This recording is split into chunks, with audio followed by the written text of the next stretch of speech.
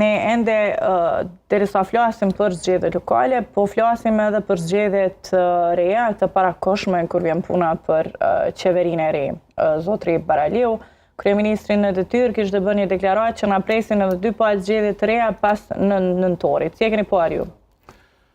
Po,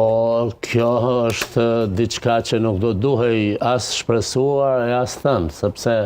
po e drejtë është, jemi shtet demokratik, po themi ma demokratik në Ballkan, madje mund themi çdo gjë, po parashikimi i tillë nuk është shumë ogur mirë, për arsye se ne patëm mjaft zgjedhje, po detyrohemi të kemi edhe një palë zgjedhje, të kemi tash edhe 2 palë zgjedhje në çdo ngërç ose në çdo proces që na pret, diçka procedurale që është, sepse zgjedhja e kryetarit shtetit ose presidentit është krejt procedurale. Dhe duhet kishte interes të 2 palë ose 3, po mjafton 2 palë, 2 parti eventualisht, dhe me minoritetet pakisjo-sërbe që të keni shumicë dhe të merren vesh për diçka. Çka do të thotë nëse dikush e ka pushtetin ekzekutiv, po supozojmë pas zgjedhjeve që mund të ndodhin